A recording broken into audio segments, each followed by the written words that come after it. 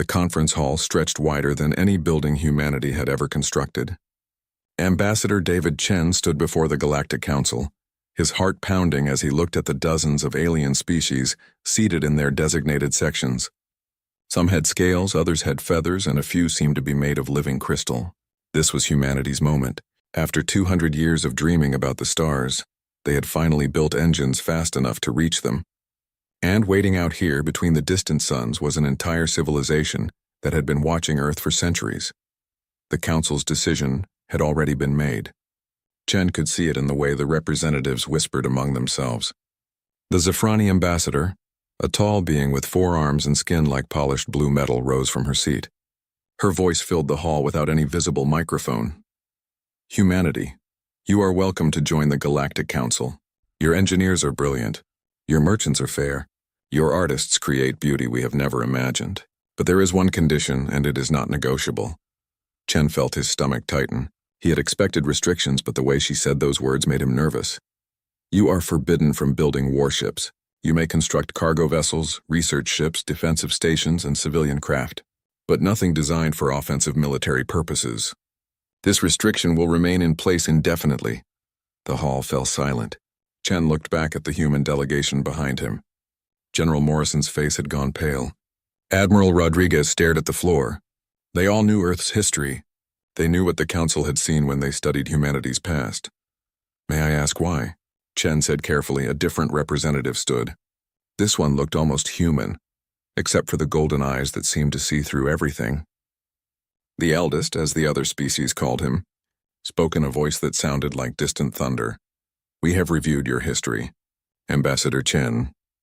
In the last 5,000 years, your species has fought over 40,000 wars. You have created weapons designed only to cause suffering. You have burned cities, poisoned lands, and turned science itself into a tool for murder. Your creativity and destruction is unmatched in this galaxy. Chen wanted to argue, but he couldn't. Everything the eldest said was true. We do not hate you, the Zafrani ambassador continued, her voice softer now. We fear what you might become if given the tools to bring your wars to the stars. The Council has maintained peace for 10,000 years. We cannot risk that peace even for a species as promising as yours. The vote was unanimous. 53 species agreed to admit humanity under the Terran Restriction Accords. Chen signed the treaty with a pen made from metal, harvested from Earth's moon. It felt heavier than it should have 50 years past. Humanity adapted. They built the finest cargo ships in the galaxy, vessels that could carry more goods faster than anything the Council had seen before. Human research vessels mapped nebulas and discovered new forms of life. Human traders became wealthy, and human colonies spread across a dozen systems. Earth's economy boomed. Children grew up learning alien languages alongside their own. But the military officers resigned quietly. Defense contractors shifted to civilian projects. And deep in government archives on Earth, Mars, and Europa, contingency plans were written, sealed, and locked away. Plans that began with the same words, in the event that the Accords must be broken. Admiral Sarah Okonkwo was one of those officers who resigned. She had been Earth's youngest fleet commander, a tactical genius who had studied every major battle in human history. When the Accords were signed, she was 40 years old and at the peak of her career. She submitted her resignation the same day Chen signed the treaty. Why fight for a species that's not allowed to defend itself? She told her staff. She retired to a small house in Kenya, overlooking the Great Rift Valley where humanity first evolved. She taught military history at a local university, wrote books about ancient naval warfare, and tried to forget the stars. But every night she looked up at the sky and wondered what would happen when something out there decided humanity was worth attacking. The Council was not cruel. They provided protection, or so they claimed. Their peacekeeping fleets patrolled the major trade routes. Their defense stations guarded important systems. But these forces had not fought a real war in 8,000 years. They trained, they drilled, they studied tactics from ancient conflicts, but none of them truly understood what war meant anymore. Humanity prospered under the Council's watch. The Accords became something people accepted, like gravity or the speed of light. A new generation grew up never knowing what Earth's military had been like. They saw the old warships in museums and laughed at how primitive they looked. They couldn't imagine why anyone would need such things in a galaxy at peace.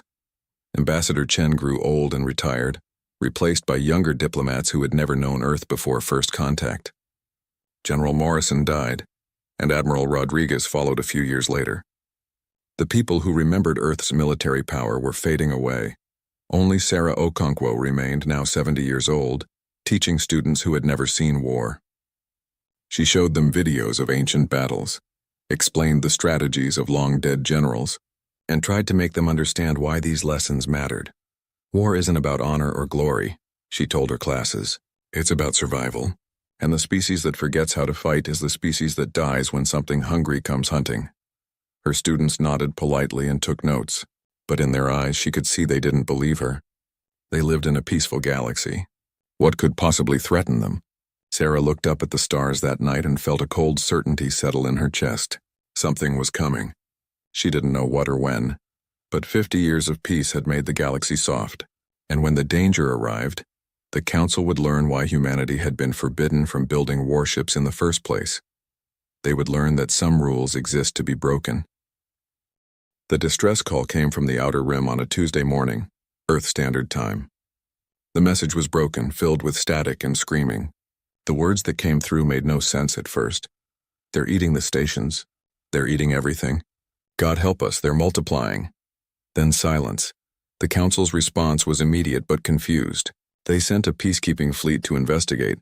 12 ships commanded by officers who had trained their entire lives but never fired a weapon in anger. The fleet arrived at the Outer Rim 3 days later. What they found was documented by their sensor logs before their transmissions stopped. The stations were gone, not destroyed but consumed. In their place floated thousands of dark shapes, each one roughly the size of a small ship. They moved with purpose, stripping asteroids down to nothing, converting matter into more of themselves. When the Council fleet approached, the shapes turned toward them. The battle lasted 11 minutes. All 12 Council ships were destroyed. Only one managed to send a final message. They adapt.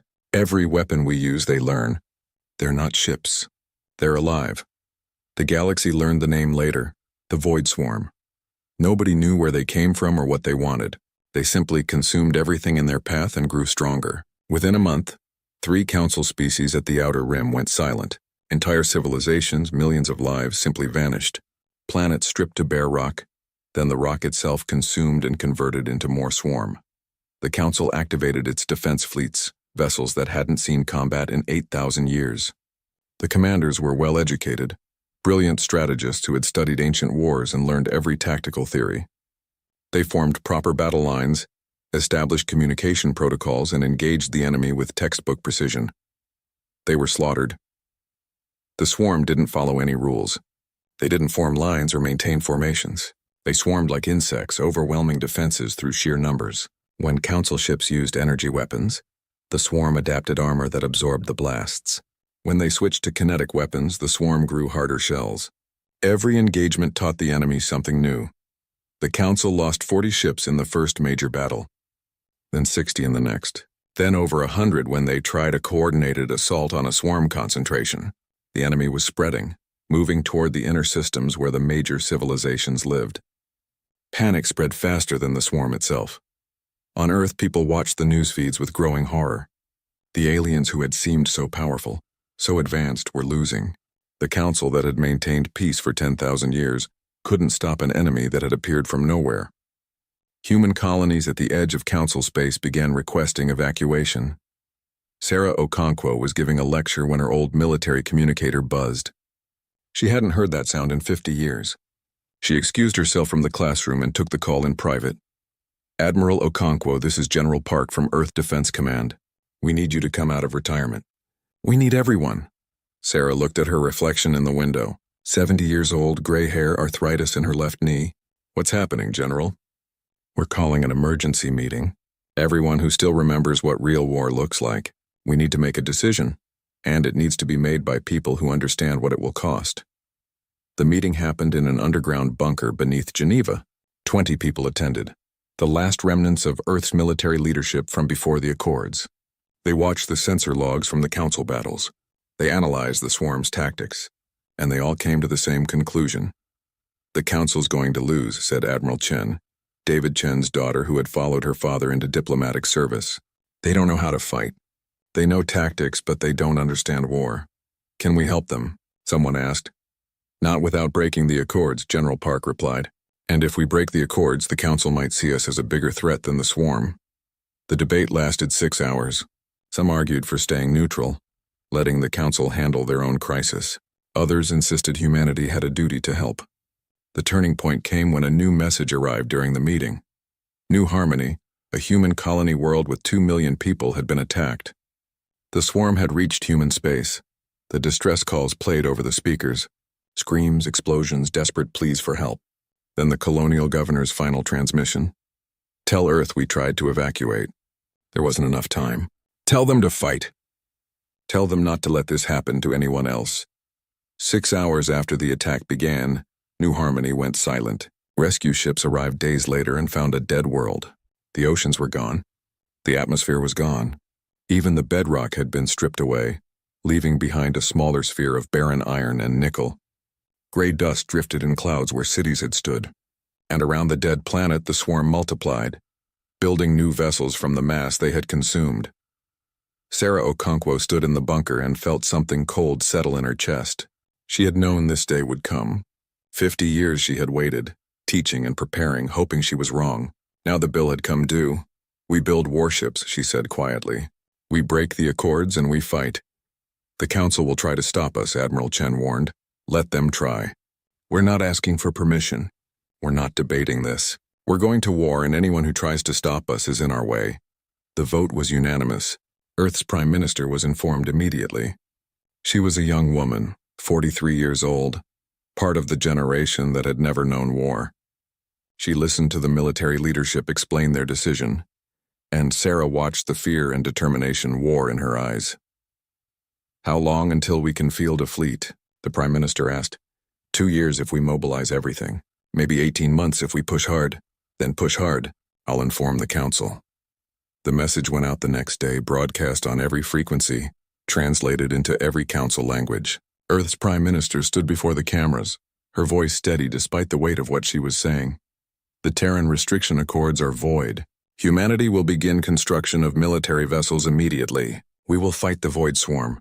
The council may assist us, sanction us, or attempt to stop us. But we will not watch our species die because of a treaty written by people who forgot what survival costs. We warned you. We're doing it anyway. The council's response came within hours.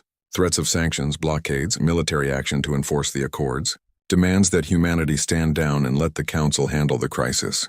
The messages grew increasingly desperate as more worlds fell to the swarm. Earth ignored them all. The forges were already burning. The shipyards over Mars worked 24 hours a day. Lights blazed across the construction frames, bright enough to be seen from Earth's surface with the naked eye. Humanity had built these facilities to construct cargo vessels and research ships. Now they were being retooled for something the galaxy hadn't seen in 10,000 years, a human war machine. The council sent delegations to stop the construction. They arrived in diplomatic vessels, carrying sanctions and threats. Earth's new Secretary of Defense, a former cargo pilot named James Torres, met them at the orbital station. You're violating the accords, the Zafrani ambassador said, her blue metallic skin somehow conveying anger despite its inflexibility. The council will not tolerate this. Torres looked at her with tired eyes. Then stop us. Send your peacekeepers. Send your fleets. We'll add them to the list of things we need to fight through. You don't understand what you're doing. This is why you were restricted. Your species turns everything into weapons. You'll become the very thing we feared. Maybe. But at least we'll be alive to regret it. Your people are dying out there because you forgot how to fight. We never did. The council imposed sanctions. Human ships were banned from major trade routes. Human goods were blockaded. Human colonies outside Earth's immediate sphere were isolated. None of it mattered. Earth's economy shifted to total war production, something humanity had done before and knew how to do efficiently. The designs that emerged from Earth's military bureaus shocked the council observers who remained. Where council ships were elegant and efficient, human warships were brutal and practical. The first class off the production lines was designated indomitable, and everything about them screamed violence. They had no energy shields. Council officers couldn't believe it when they saw the specifications. Instead, The Indomitable class featured layered armor plating thick enough to stop anything short of a direct antimatter blast. The ships were compartmentalized into dozens of sealed sections, each capable of functioning independently. A ship could lose half its structure and still fight. The weapons loadout was equally disturbing. Council ships typically carried one or two weapon types optimized for efficiency. Human ships mounted everything they could fit. Railguns that fired metal slugs at relativistic speeds, plasma cannons that melted armor, missile tubes that could launch everything from conventional explosives to nuclear warheads, and laser arrays for point defense. If one weapon didn't work, switch to another.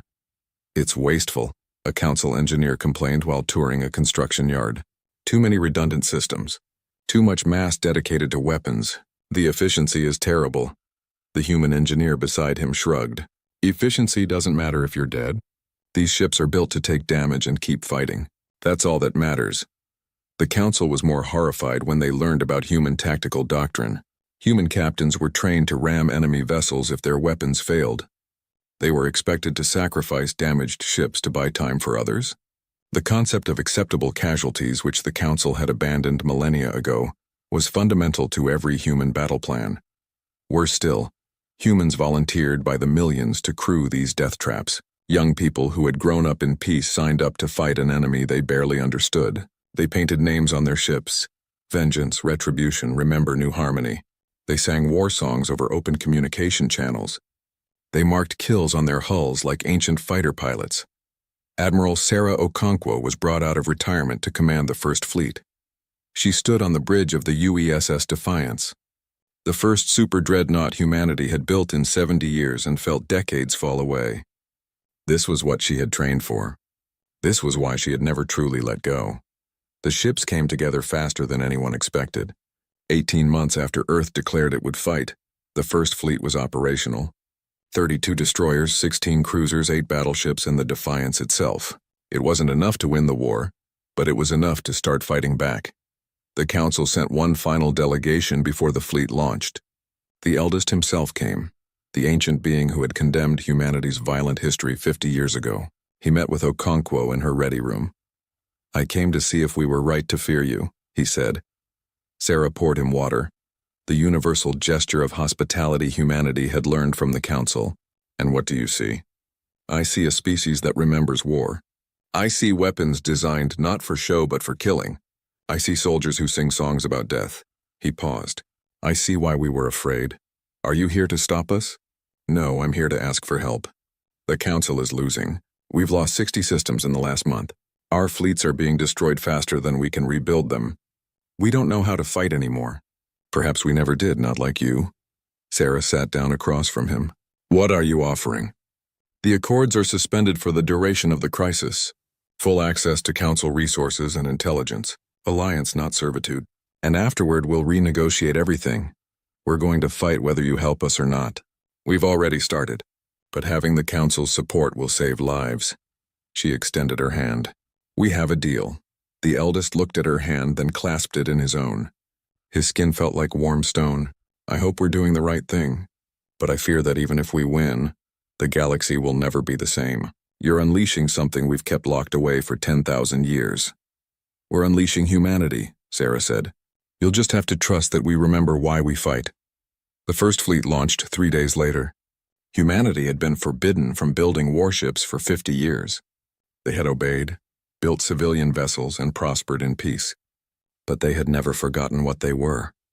And now, as the ships accelerated toward the front lines, the galaxy would remember too. The crew of the Defiance gathered in the main hangar for a ceremony before the first battle. Admiral Okonkwo stood before 3,000 people, young and old, from every nation on Earth and every colony humanity had built. She didn't give them speeches about honor or glory. She told them the truth. "We're going into battle against an enemy that adapts to everything we throw at it. We're going to lose ships. We're going to lose friends. Some of you won't come home, but we're going to fight anyway because that's what humans do. We fight when we're told we can't. We fight when the odds are impossible. We fight because giving up means dying, and we're too stubborn to die quietly." The crew roared their approval. Sarah felt the sound wash over her and remembered why she had become a soldier in the first place. Not for glory or power, but for this: standing with people who refused to surrender. "Let's show the swarm what happens when you attack humanity," she said. "Let's show the council why they were right to fear us. And let's show the galaxy that the species that built the pyramids, that split the atom, that reached the stars against all odds, is not going to roll over and die." The first fleet jumped to faster than light speed, heading toward the Kepler junction, where the swarm was massing for another push into council space. Behind them, Earth's forges continued burning, building more ships, preparing more crews. The war had begun, and humanity would fight it the only way they knew how, with everything they had. The Kepler junction was a strategic choke point, a region where 3 major trade routes converged around a cluster of neutron stars. The Void Swarm had taken control of it 6 weeks ago, and every council attempt to retake it had failed. Now the junction served as a staging ground for swarm forces pushing deeper into civilized space. If it wasn't stopped here, 12 more systems would fall within a month. Admiral Okonkwo's first fleet dropped out of faster-than-light speed at the edge of the system. Sensors immediately lit up with contacts. The swarm had grown. What should have been thousands of vessels was now tens of thousands, each one built from the consumed matter of dead worlds. "They know we're here," reported Commander Harris from the tactical station. "They're moving to intercept." Sarah studied the holographic display. The swarm was forming up, creating a wall of vessels between the human fleet and the junction itself. It was the same tactic that had destroyed council fleets. Overwhelming numbers, adaptive defenses, relentless pressure. "All ships, this is Okonkwo. Remember your training. We're not here to trade shots and retreat. We're here to break them. Battle formation Delta. Give them everything we have." The human fleet split into 3 groups. It wasn't elegant like council formations. It looked chaotic, almost random. But there was method in it. The destroyer groups would hit the flanks, moving fast and hitting hard. The cruisers and battleships would punch through the center. And the Defiance would lead from the front, drawing fire and attention. The swarm surged forward to meet them. The first contact came at extreme range. Swarm weapons that spat streams of corrosive matter that could eat through council shields in seconds. The human ships didn't have shields. The matter struck armor plating and burned, but the layered defenses held. The ships kept coming. "All weapons, fire at will," Sarah commanded. The human fleet opened up. Railguns hurled slugs of depleted uranium at a significant fraction of light speed. Plasma cannons superheated the space between ships. Missiles streaked out by the thousands, some carrying conventional warheads, others carrying nuclear payloads that had been banned by the Council for 8,000 years. The humans didn't care about banned weapons. They cared about killing the enemy. The swarm's adaptive armor began working immediately. Energy weapons became less effective. Kinetic rounds started bouncing off hardened shells, but the humans had anticipated this. As one weapon type failed, they switched to another. When the swarm adapted to railguns, the ships switched to missiles. When missiles became less effective, they switched back to energy weapons. The swarm couldn't keep up.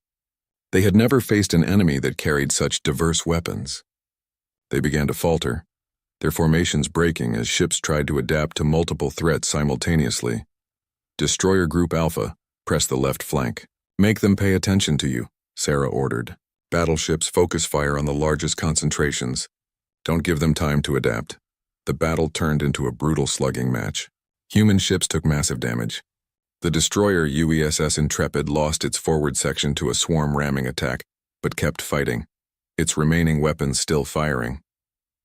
The cruiser Bangkok was cut in half, but both sections continued to engage enemy targets until their power cores failed. The Council observers watching from long-range sensors were horrified. Human ships were dying, but they were taking the swarm with them. And unlike Council vessels that retreated when damaged, human ships fought until they were destroyed. 3 hours into the battle, Sarah made a decision that would define human warfare for the rest of the war. The destroyer Courage was crippled, its engines destroyed, its weapons nearly depleted. The captain requested permission to evacuate the crew. "Negative, Courage. How many crew do you need to maintain heading and speed?" There was a pause. Then the captain's voice came back, steady despite the chaos. "Give me 10 volunteers in 5 minutes. We'll give you one hell of a distraction." The Courage adjusted course, pointing directly at the largest swarm concentration. The ship's remaining crew evacuated to other vessels while 10 people stayed behind. They pushed the engines to maximum, sent a final transmission singing an old Navy hymn, and rammed the Courage into the swarm formation at relativistic speed. The explosion vaporized 300 swarm vessels and disrupted their entire formation. The human fleet poured through the gap, breaking the swarm's defensive line. 6 hours after the battle began, the swarm retreated. They left behind thousands of destroyed vessels and scattered into the outer system. Humanity had won its first major engagement. The cost was severe. 30 ships destroyed, 12,000 crew members dead, and most surviving vessels damaged. But the swarm had lost an entire fleet, and for the first time since they appeared, they had been forced to retreat. Word spread across the galaxy within hours. The species that wasn't allowed to build warships had just won a battle the Council couldn't. Delegations began arriving at Earth, some seeking alliance, others trying to understand how humanity fought so effectively. A Council tactical observer who had watched the battle requested a meeting with Admiral Okonkwo. He was a Viridian, a species known for their analytical minds and tactical brilliance. He had studied every Council battle against the swarm, looking for patterns and solutions. "I don't understand," he said to Sarah. "You won, but you lost a quarter of your fleet. The Council would consider that a defeat." Sarah was reviewing casualty reports, writing personal messages to the families of the dead. She didn't look up. "Did we complete our objective?" "Yes, you secured the Kepler Junction." "Then it was a victory. War isn't about preserving ships. It's about accomplishing the mission, whatever the cost."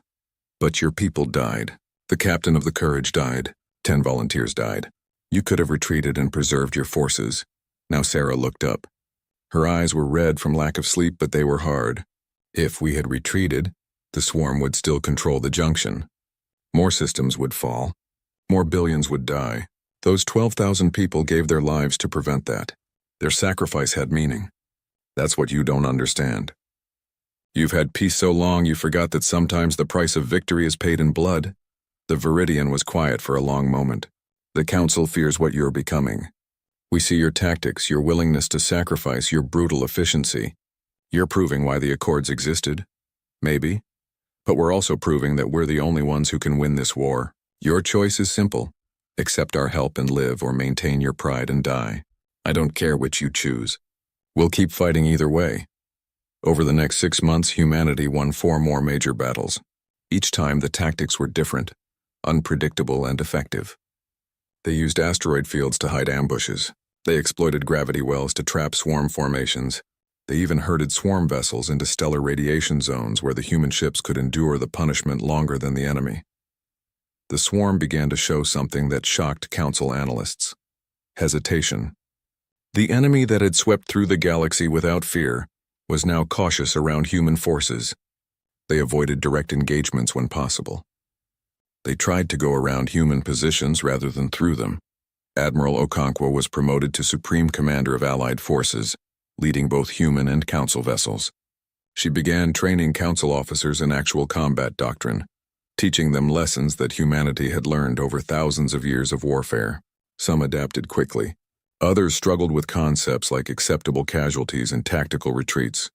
The war was far from over. The swarm still held vast territories, but for the first time since they appeared, the tide had turned.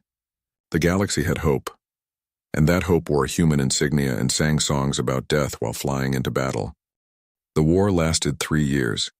3 years of brutal combat across hundreds of systems. 3 years of humanity teaching the galaxy how to fight again. 3 years of sacrifice that would be remembered for millennia. Admiral Sarah Okonkwo was 81 years old when the final offensive began. She stood on the bridge of the UESS Defiance, now a battered veteran of 40 major engagements. The ship's hull was scarred with impact craters and burn marks. Parts had been replaced so many times that engineers joked she was more spare parts than original construction. But she still flew, and her crew still believed in her. The target was a corrupted dwarf galaxy at the edge of explored space. Council long-range probes had finally found it, the swarm's origin point, the central nexus from which all the others spawned. Destroying it wouldn't kill every swarm vessel, but it would stop new ones from being created. It would break their coordination. It would give the galaxy time to hunt down the survivors. The assault fleet was the largest ever assembled, 200. Human warships accompanied by 500 Council vessels crewed by officers who had learned human tactics. They had trained together, fought together, and bled together. The old divisions between species had faded in the face of a common enemy. All ships, this is Admiral Okonkwo. We've come a long way together. Humans and council, fighting side by side. Today we finish this. The swarm took billions of lives, they destroyed hundreds of worlds. They made us remember what war means. Now we're going to teach them what it costs to threaten this galaxy. The fleet jumped into the dwarf galaxy and immediately faced the largest swarm concentration ever encountered. Millions of vessels, all shapes and sizes, all built from consumed matter. They had been waiting. This was their home, and they would defend it with everything they had. The battle began at maximum range. Space lit up with weapons fire, missiles, and explosions. Council ships that would have retreated months ago held formation, their captains applying lessons learned from human commanders. When their shields failed, they kept fighting. When their weapons were depleted, they rammed enemy vessels. The galaxy had relearned the art of war. Sarah coordinated the assault from the Defiance's bridge. She was calm, directing fleet movements with the precision of a conductor leading an orchestra. Split the enemy fleet here. Concentrate fire there. Send the destroyers around the flank. The battle unfolded according to plan. Then the plan fell apart. The swarm's central nexus activated a weapon nobody had anticipated. A pulse of energy that disrupted faster-than-light drives, trapping the entire assault fleet in the system. There would be no retreat. This was a fight to the death.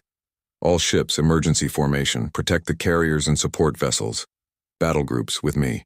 We're going straight for the nexus. The Defiance led a spearhead of battleships and cruisers directly into the heart of the swarm formation. It was suicide, and everyone knew it. But it was also the only way to reach the nexus before the fleet was overwhelmed. The human ships took staggering damage. The battleship Indomitable exploded, taking 10,000 swarm vessels with it. The cruiser Moscow was ripped apart, protecting a damaged council carrier. Sarah felt the Defiance shudder as swarm weapons tore into the hull. Alerts screamed across every station. Power conduits exploded, sections decompressed, but the engines held, and the weapons kept firing. "Ma'am, we're losing structural integrity," Commander Harris reported, blood running down his face from a head wound. "We can't take much more." "We don't need much more, just get me to the nexus." The Defiance broke through the final swarm defensive line, her hull glowing red from heat and friction. Ahead, the nexus pulsed with dark energy, a sphere of writhing matter the size of a small moon. It was beautiful and terrible, the source of everything that had destroyed so much. Sarah opened the fleet channel. "All ships, concentrate fire on the nexus. Everything you have. Don't hold anything back." 700 ships fired simultaneously. Nuclear warheads, antimatter missiles, plasma cannons, railguns, and weapons the Council had banned for millennia all struck the nexus at once. The sphere began to collapse, its structure failing under the assault, but it was fighting back, lashing out with tendrils of energy that destroyed ships by the dozens. The Defiance took a direct hit. The blast tore through the engineering section, severing the main power core. Secondary explosions rippled through the ship. Sarah felt the bridge tilt as the gravity generators failed. "Evacuate the ship," she ordered. "All hands to the escape pods." "That's an order." Commander Harris didn't move. "Ma'am, we're not leaving you." "The hell you aren't. I'm an 81-year-old woman who should have died in bed 20 years ago. You're all young enough to have lives after this. Get out of here." "Admiral, the Nexus is still active. If we retreat now, this was all for nothing." Sarah looked at the tactical display. The Nexus was damaged but healing itself, drawing matter from destroyed swarm vessels to repair the damage. They needed one more push, one final strike to break it completely. She pulled up the ship's status. The main weapons were offline, the engines were dead, but the reactor was still intact, held in place by failing containment fields, and the Defiance was already pointing at the Nexus. "Everyone off my ship, now. That's my final order as your commanding officer." Harris understood. His face went pale. "Ma'am, no. We can find another way." "There is no other way, and we both know it. You have 30 seconds to get to the pods before I override the evacuation systems and do it myself. Move, Commander." The bridge crew reluctantly evacuated. Sarah watched them go, these young people who had followed her into hell and back.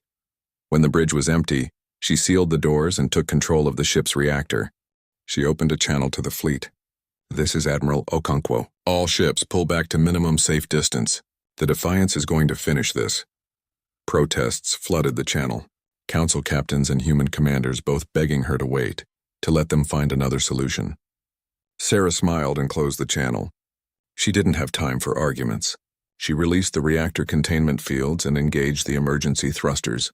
The Defiance lurched forward, accelerating toward the Nexus. Sarah strapped herself into the captain's chair and thought about her life. She thought about the young officer who had resigned 50 years ago, rather than serve a neutered military. She thought about the students she had taught, trying to keep the memory of war alive. She thought about the moment she had been called back to service and how right it had felt to stand on a warship's bridge again. "I lived a good life," she said to the empty bridge.